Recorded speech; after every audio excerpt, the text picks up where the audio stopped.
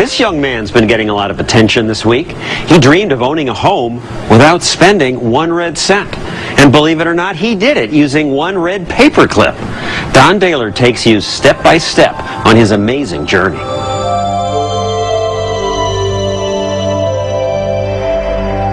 I embarked on an adventure, and that paperclip symbolically holds it together. And it's really easy to remember. 1 red paperclip. For Kyle McDonald, it's a simple question. What is 1 red paperclip worth? The answer is more complex and more inspiring than anyone could ever imagine. At 26, Kyle has blazed a new trail in trading on the internet from his computer in Montreal, Canada. Starting with a single red paperclip, he wondered, was it possible to make enough trades to eventually get a house? His inspiration was a childhood barter game called Bigger and Better. Wow, it'd be cool if, instead of getting the job to buy the house, if I just played Bigger and Better until I actually traded up to a house. And that's when I looked down at my desk and saw 1 red paperclip and said, I'll start with that. Putting his job as a salesman on hold, Kyle placed an ad on Craigslist, a website that allows people to trade something they don't want for something they do want. It didn't take long for 2 young women from Vancouver, Canada to stumble across his listing. So I was just like, hey Ronnie, check this out. Like, this guy wants to trade a paperclip. Like, what can we trade him? Like, what do we have? And as soon as I got the call, I'm like, wow, this is going to be fun. I'm going to make some trades. People actually want to do this. So the first object that you traded for was what? First thing I traded for was a pen shaped like a fish. 2 days later, Kyle traveled to a convenience store parking lot to trade his 1 red paperclip. He then swapped the fish-shaped pen to a woman in Seattle, Washington, who gave him a tiny doorknob with a smiley face. The doorknob was traded to a man in Amherst, Massachusetts, for a camping stove. What had started as a game was now taking on a life of its own, so he created his own website, oneredpaperclip.com. Did you ever get kind of wacky offers? I probably get about 5 really weird ones a day. People started offering virginity, body parts, a soul. I said, sorry, I don't deal in souls, or I don't deal in body parts. But legitimate offers also began coming in. He found a Marine sergeant in California who needed the camping stove and traded for a generator. I went from a generator, which I thought was great, to a keg of beer, which I knew was great. And 2 days later, a local radio DJ named Abratte said, I need to get in on this. I'll offer you my snowmobile. So Kyle, who is now a celebrity, traded for the snowmobile. I can't wait to take it for a spin, but I really can't wait to trade it again.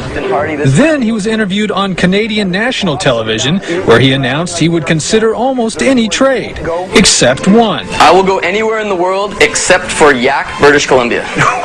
So I thought, well, that's safe. No one's ever going to make an offer from there anyways. Woke up in the morning, the phone rang. Hi Kyle, my name's Jeff. We want to make you an offer. And I'm like, oh great, cool. And he's like, our offer is, we want to bring you to Yak. So he's here and he's got a snowmobile, but you... So Kyle traded the snowmobile for a weekend in Yak in the Canadian Rockies, population 200. There's the keys. Snowmobiles are yours? He traded that for a small panel truck and then a recording studio contract. Then he met a young singer-songwriter named Jody Gannett, who desperately wanted to record her music. It's smoking, no joking. And with this trade, Kyle began to realize something very special was going on. That he was not only bartering for a house, but that he was in the business of granting wishes. So what did you offer? I offered 1 year of free rent in a 1-bedroom apartment in lovely downtown Phoenix. So I ended up calling Kyle. She said, I really want that recording contract. This is my opportunity to get my album done. You know, her personality came through over the phone. I said, done. Double bid. So Kyle made the trip to meet Jody, with a legion of media following his every move, as he exchanged the recording studio contract for the keys. And the keychain. People said, you got your house. You know, you've made it to this house. And I was like, well, it is a house, but I only have it for 1 year. I'm going to keep going till I own a house. And it was at this point that Kyle met a woman named Leslie Krieger, a friend of Jody's, who wanted the 1 year's free rent so she could save some money. Leslie was about to make an offer that would launch 1 red paperclip into a whole new level of exposure. And she says, what I would like to do is get you to hang out for an afternoon with my boss. I said, who is your boss? And she goes, Alice Cooper.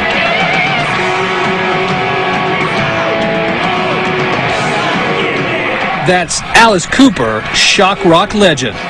The one little problem, Leslie, who works in his restaurant, hadn't yet asked Alice Cooper if he'd even do it. I started thinking about it and going, that's genius. And the smart thing is, he doesn't make a trade unless the other guy is getting a great deal.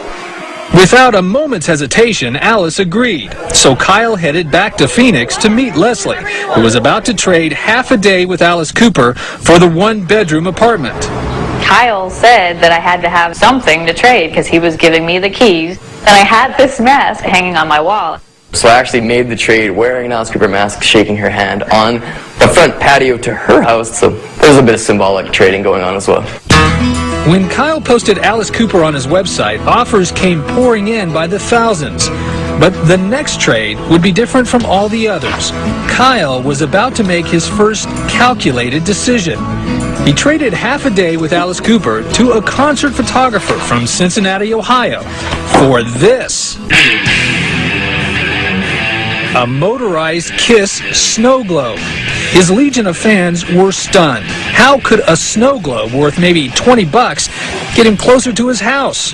But Kyle knew that actor Corbin Burnson, best known for his role in the TV show L.A. Law, was waiting in the wings, because Kyle had found out he had an extensive collection of, you guessed it, snow globes. I have 6,000 of them. Yeah, 6,000 snow globes. And I never heard of the Kiss snow globe. And when the snow dome came, I said, gotta have it, gotta have it. I think I said, no, I need this. So Corbin gave Kyle a speaking role in a movie he's about to direct called Donna on Demand as his next thing to trade. There's someone out there who wants to be an actor, and I think this is an amazing opportunity.